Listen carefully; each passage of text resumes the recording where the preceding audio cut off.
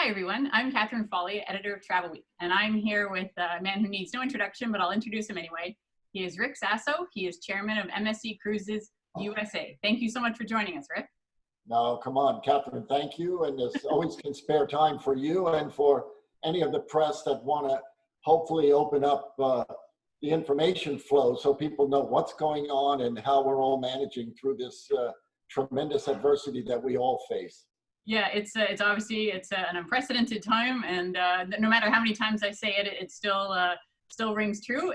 But all eyes are on you guys right now. You've always been a leader, but right now you're really a leader because it was very big news that your ship MSC Grandiosa just completed its first post-pandemic cruise. And normally, of course, if this was normal times, another med cruise would just be another great week in the Mediterranean. But this was headline-making news because the cruise went great.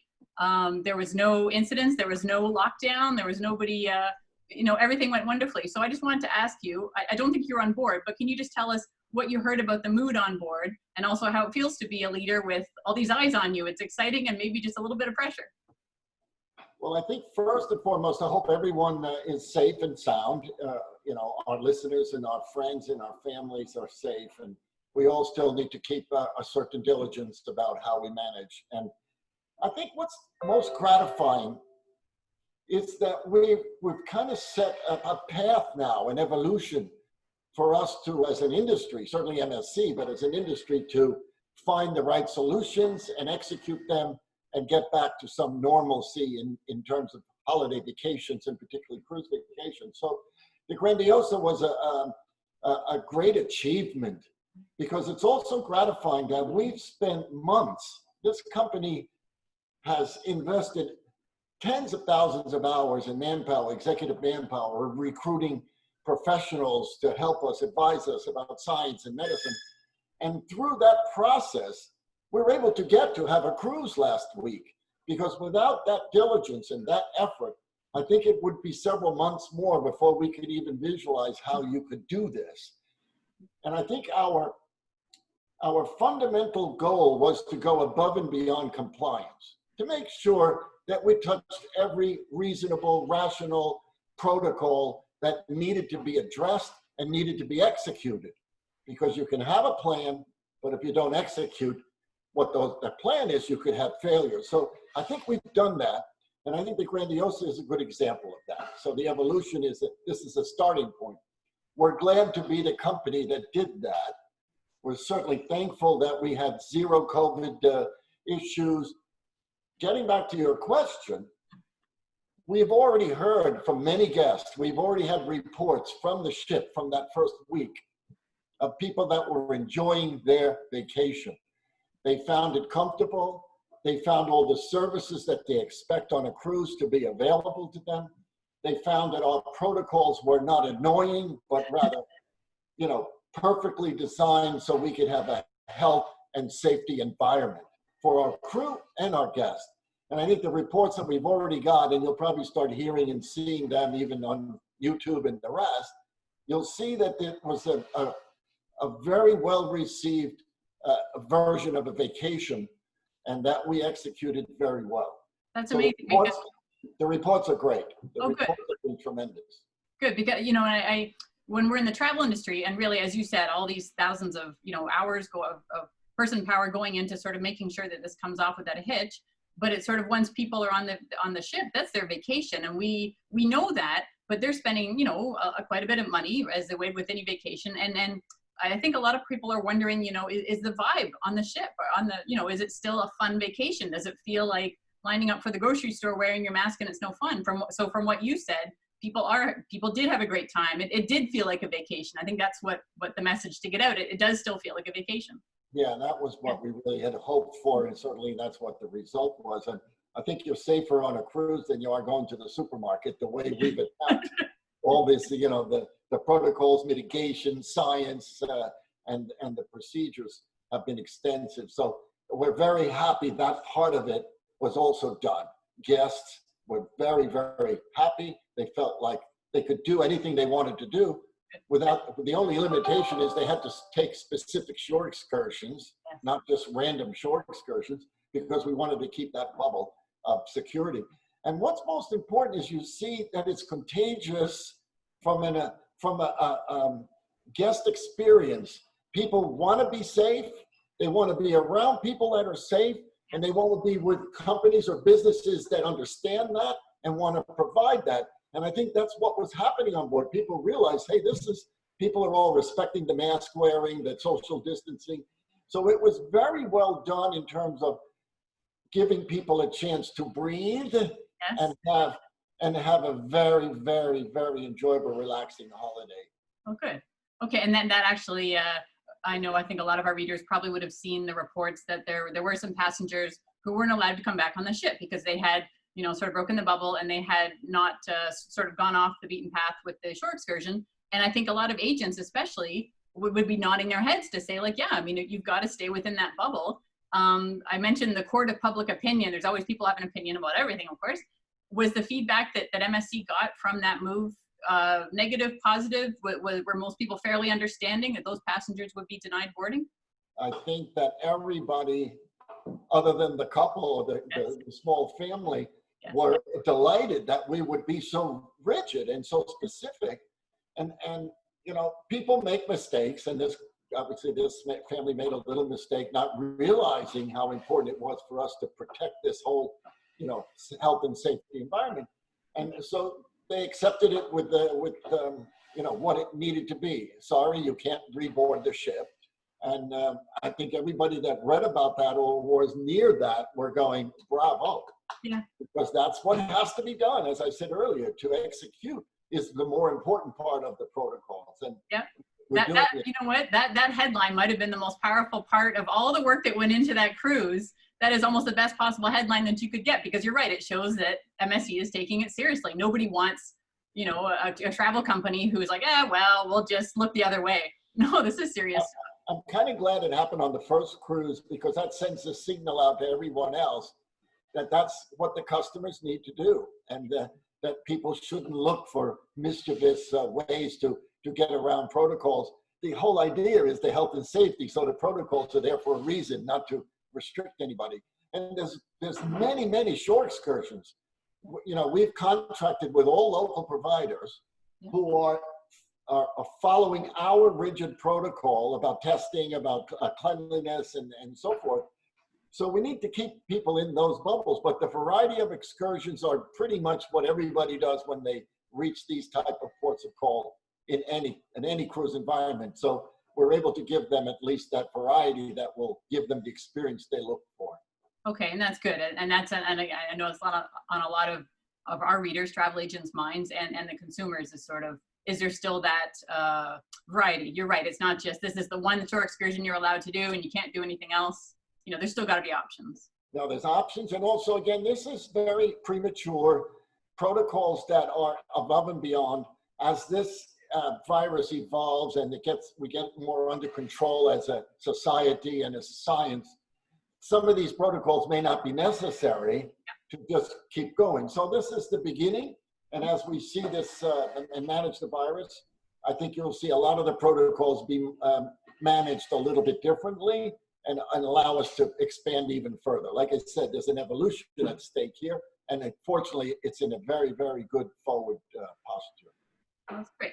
I know that cruise lines, hotels, resorts, airlines, everybody has come out with their list of protocols that they're doing, which is great. And I know that our readers, travel agents, have been looking very carefully at all those protocols for their clients. And I wouldn't want you to feel like you had to go through the entire list, but can you just sort of, for a typical couple or a typical family, the onboard experience, they're obviously wearing masks. Are they wearing masks sort of in any public space unless they're in their own stateroom? Is that how it's working?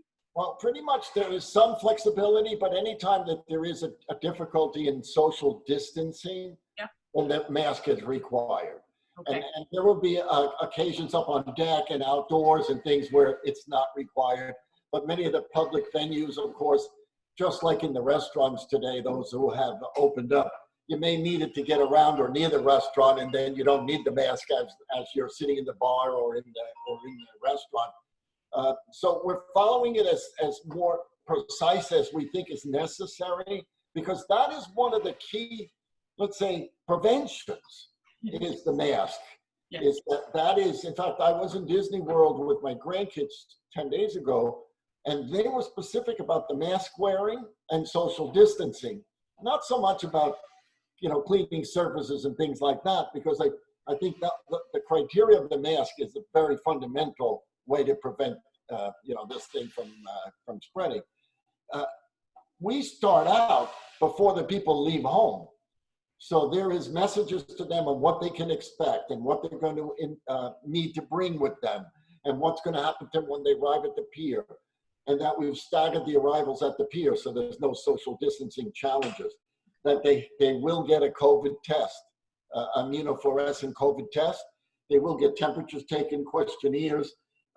People that don't pass these first stages will have secondary screening.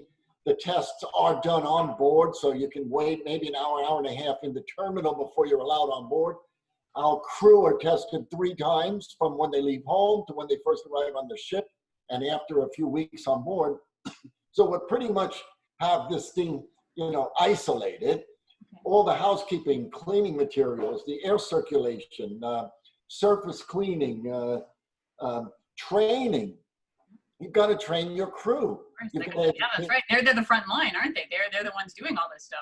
Yeah. You got to train them and to have a daily monitoring of guests and crew, daily temperature checks and daily surveillance to see if anybody comes down with any kind of, possible illness or,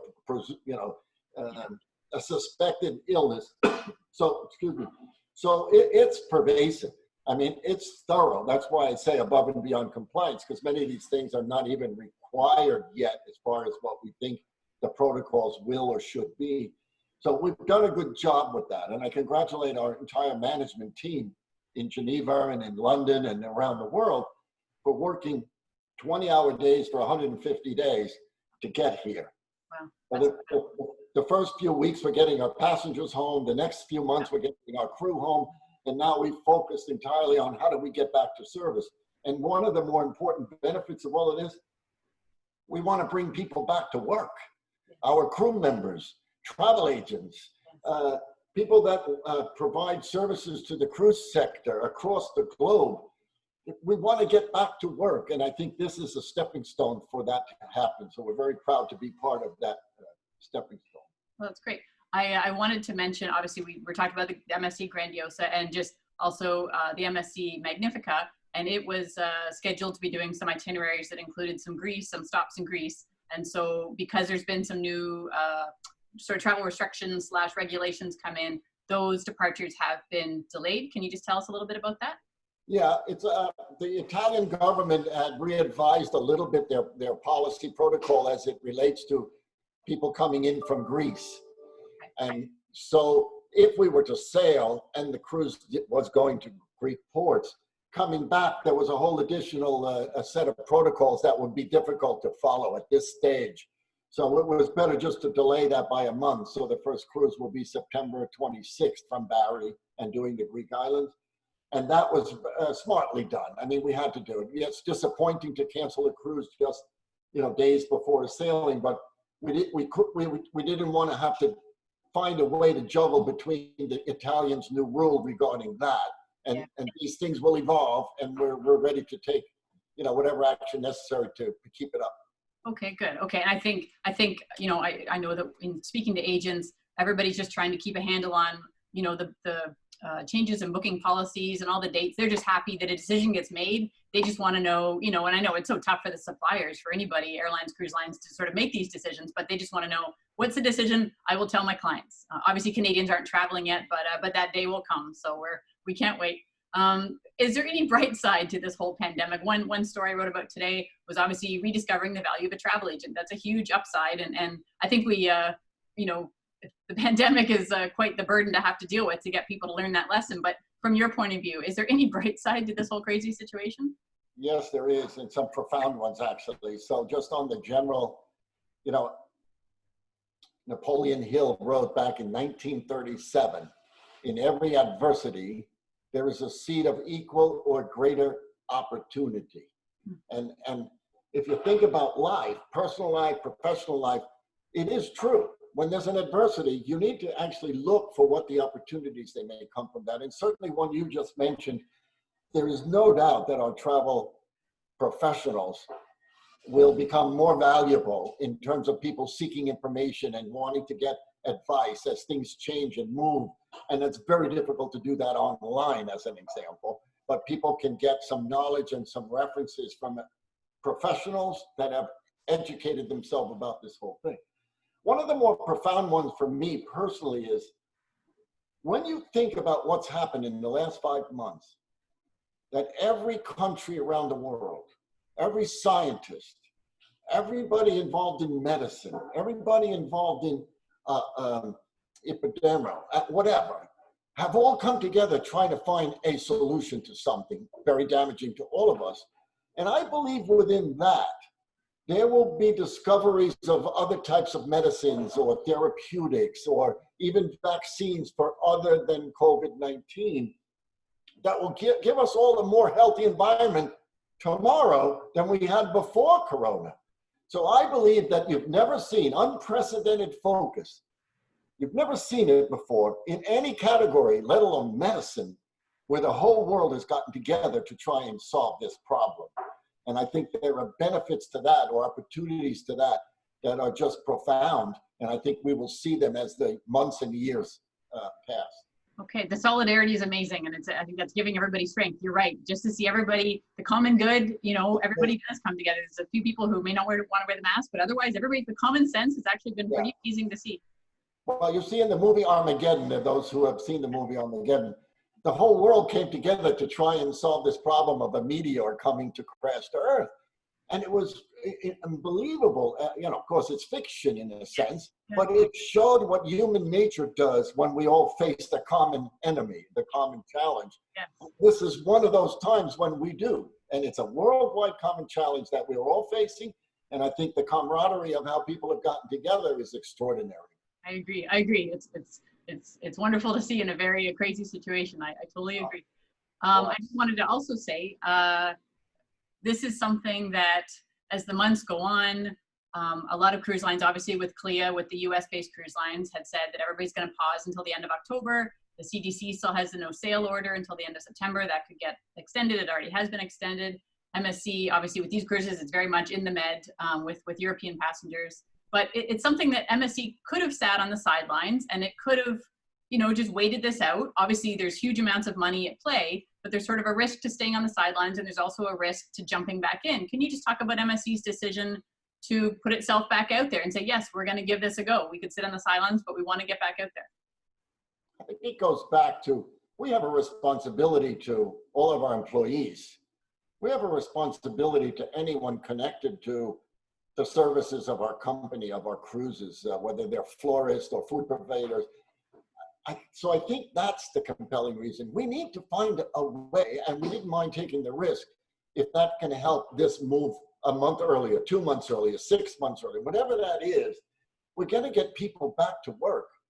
We're a family-owned company. MSC is a family-owned company, and our family is all our employees. And we have tens of thousands of them, of course, with the crew and the shoreside. We're a worldwide company that affects the lives of many businesses around the world of people connected to MSC. So I think that was part of our motivation. Certainly, we felt we had a real application of intelligence on how this can be done. That for months our ships were green, that there was no COVID for the last 2 months or 90 days on these ships. And we knew that we could probably harness protecting that, just like our out island, Ocean Key. Ocean Key is 95 acres. There is not one Corona kind of thing going on Ocean Key. Okay, good. And it's isolated and it's got this vast acreage, 95 acres and 7 beaches, and people can be social distancing by a half a mile almost. Wonderful. By enjoying this property. And that's going to be obviously a very, very clean environment for this not to cause us any future consideration or risk. And we think we've done that on the ships with the medical services we put on board. So it's been thorough. So I think it gave us the confidence, hey, we can do this. Okay. We're going to take care of our employees and the people associated with cruising, and we're going to keep people safe and let them get back to something we all need. We need holidays. It's essential. Yes. You know, being home-ridden, I have a joke, a personal joke, because we travel a lot in our business, and you always hear the phrase, "Oh, I'm homesick. I've been away too long. I'm homesick." Well, now we're all sick of home. It's true. So there is a need for us to also have holidays. We've all been off in some form or another, but we haven't been able to go anywhere. Yes. Now, people have been out of work for 90 days, 100 days, and they're kind of home-ridden, and they need to go. It's psychologically necessary. So holidays are essential, and we believe we've helped to make that a part of this execution of ours, to give people great holidays. Well, and I think as the months go on, it's interesting because I know our agents, our readers, our readers are starting to say that they're hearing, in the first few months, nobody would say anything about, gee, where am I going to travel? But, that impulse to travel is starting to creep back in, and they're saying, like, where can I go? And it's one of those things that, again, Canadians can't really travel yet. But as soon as that day happens, I know that MSC is very popular in Canada, and I'm going to get some Canadians on those ships. Well, they can't travel yet, but they can book now. They can book for future departures, yes, which we see in volumes. We see 2021 bookings coming in at a very robust pace. People are anticipating this thing will find its ebb, yes, and then we'll all get back to some normalcy. So people are booking. So you can't go yet, but you certainly can book now. And I think one more thing that I make sure that I mention, yep, our associations like CLIA, yes, and FCCA have worked harmoniously together with all the cruise line partners being brothers and sisters in challenges like this, not competitors. And our two associations have also found a way to harness their expertise, gathering information, dealing with governments and health departments. So the most important thing for all of us, including what we did in Europe, we worked in synchronization with all the port authorities, the government, and the health authorities. We wanted to make sure that everybody was happy, that we wouldn't start unless we knew they agreed that we were ready to start. Okay. And the same process will happen here with the CDC and the other health authorities in Canada and the rest. So I think we're well on our way, yeah, to get to where we should be. It just took a little longer than any of us ever thought would. Yeah, I know it shows that time does fly even in a pandemic, because who would have thought 5 months later we'd be still sitting here? But yeah, and I was going to say Canadians are traveling in growing numbers. I shouldn't, I'm so used to saying they can't travel. It's not essential travel, but people are starting to say, like, look, I'm going to go. I'm going to take that risk, and I'm going to go. So we're hoping that the government, we're very proud of the Canadian government for managing this crisis as well as they have. And everybody's done an amazing job. And we're just continuing on that path while still also helping the tourism and travel industry get back on its feet. But someday soon. Thank you, Rick, so much for speaking to us and letting us know everything that's going on with MSC. I really enjoyed it, and I look forward to speaking to you again. Thank you. God bless you too. You're a great spokesperson for all of us. Thank you very much. Thank you.